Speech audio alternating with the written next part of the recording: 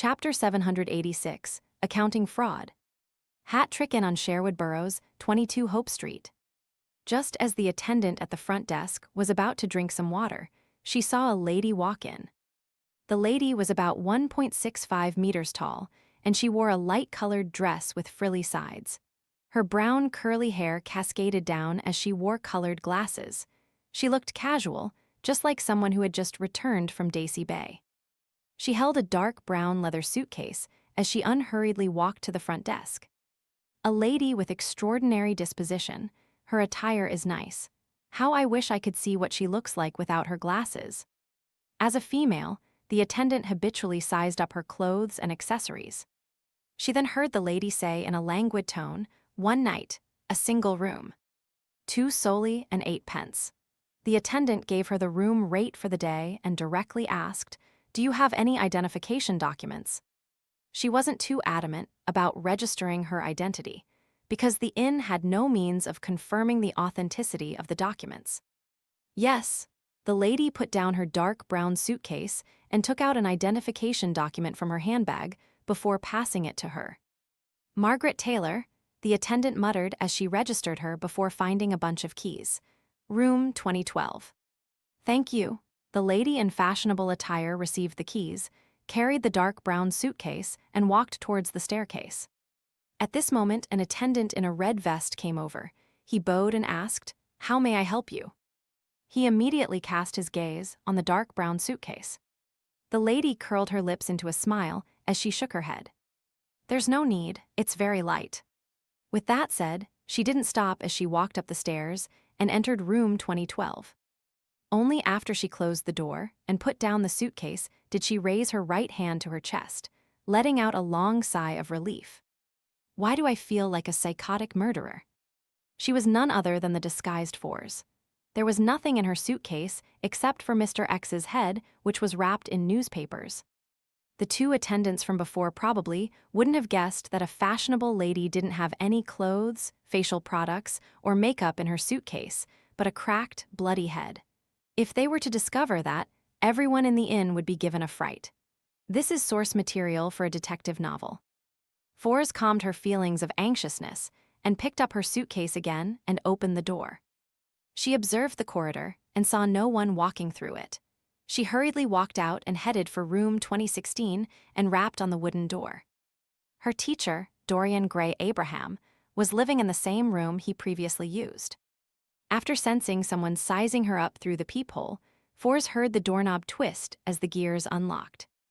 Dorian Gray was dressed in a black suit with very broad shoulders. He looked to the left and right warily before making way, allowing his student to enter. "No one noticed you, right?" Following that, he closed the door and asked cautiously. Fours put down the suitcase and removed the colored glasses that hid half her face. "No, I used a fake identity." As a Beyonder in Backland, with rather rich experience as a low-sequence Beyonder, having a few fake identification documents was necessary. Furthermore, she had Zio's expert help in such matters. The only problem was that it was ultimately a fake identity that couldn't stand up to police scrutiny. However, Fours had heard that there were places where real identity documentation could be obtained. Furthermore, they were documents which the police department had a record of, with the pictures swapped. Of course, the price was much more expensive. Dorian nodded gently and silently exhaled. As he got Fours to sit, he brought a chair over and said, "You mentioned that someone is paying to find the direct descendants of the Abraham family at a Beyonder gathering in Backland, and the goal is to find information on Mr. Dorr." "Yes, teacher," Fours said nothing but the truth. "I don't know much about the family, so I thought of asking you to see if you knew anything." She hid 2 points, namely the Beyonder gathering being called the Tarot Gathering, and that she long knew that her teacher was a member of the Abraham family. Dorian sat down and drank a sip from a white porcelain teacup. He asked with a calm expression, "Who was the one asking?" "I'm not sure. I can only confirm that it was a woman. She had concealed her appearance. She seemed very powerful and must have quite a strong backing." Fours described her impression of Ma'am Hermit. What she didn't say was that this woman had close ties with Queen Mystic Bernadette. Dorian Gray pondered for a few seconds before saying, I don't know much either. All I know is that Mr. Dorr is the ancestor of the Abraham family. He vanished during the War of the Four Emperors. You can try using this piece of information to get some of the bounty. Mr. Dorr is the Abraham family's ancestor. Mr. Dorr, who made the Abraham family suffer the curse of the full moon, causing many members to lose control, is actually the Abraham family's ancestor. Fors was alarmed. Having already learned some of the problems of the Abraham family from Mr. Fool, she couldn't believe that the cause of all of this was the source of the bloodline. Does Mr. Dorr not know the consequences of his actions?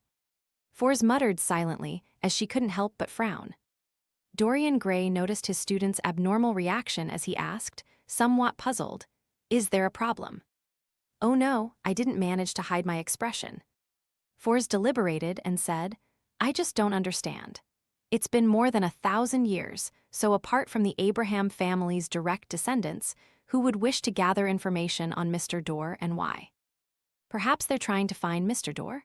All right, Queen Mystic is Emperor Roselle's daughter, and Mr. Dorr has appeared in Emperor Roselle's diary. Therefore, the Queen is trying to find Mr. Dorr to figure out the truth of the past. That's normal. However, Mr. Dorr vanished in the War of the Four Emperors, more than 1,000 years before Emperor Roselle's era. How did they manage to contact each other? Could it be that Emperor Roselle could also hear the full moon ravings? I remember Mr. Fool making a remark that Mr. Dorr might be calling for help. If that's the case, it's really. As an author, Fors was momentarily at a loss for words to describe her feelings. Dorian revealed a wry smile and said, Certainly, I'm also puzzled about this problem.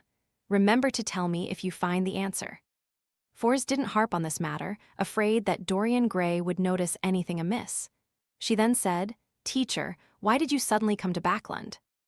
Dorian smiled and picked up a cigarette as he raised it to his nose to give it a whiff. Without lighting it, he said, I happen to have some matters that need me to be in Backland. I also decided to check on your digestion progress. In fact, he had been alarmed by Fors' letter. He couldn't believe that anyone in the world would still be asking about Mr. Dorr. One had to know that even the Abraham family had given up such attempts. He was the only one who kept at it, teaching students on his own accord. This also made him recall a prophecy that was passed around within the family. The Abrahams were increasingly approaching their destruction. When he connected the two matters together, he rushed over to Backland to confirm his student's situation.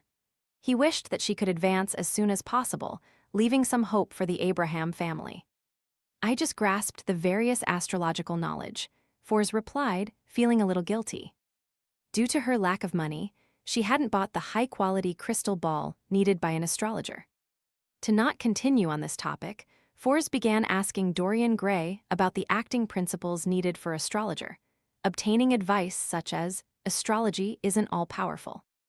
Towards the end, Fors glanced at the dark brown suitcase beside her and said, Teacher, there's one more matter. What is it?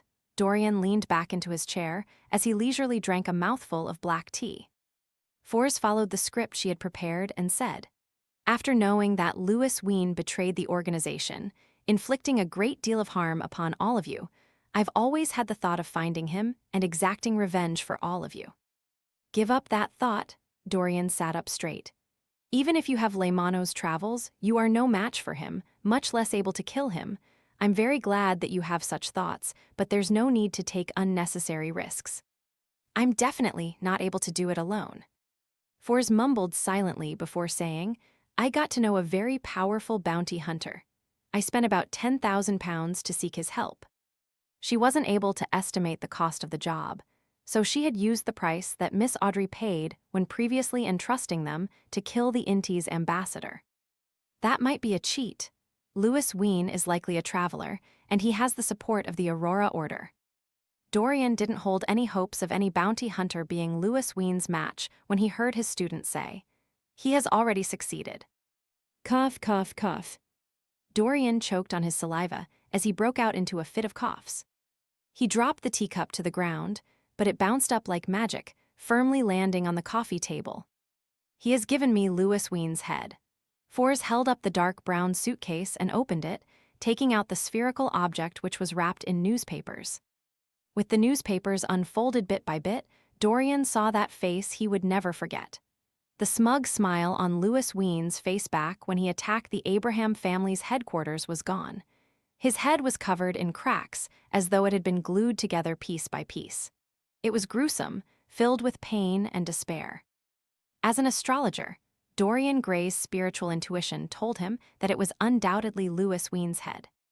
Good, very good, Dorian muttered in excitement before looking up at his student. Who was the bounty hunter? I can't imagine Backland having such a powerful bounty hunter. Force hesitated for a moment before saying, Jayaman Sparrow.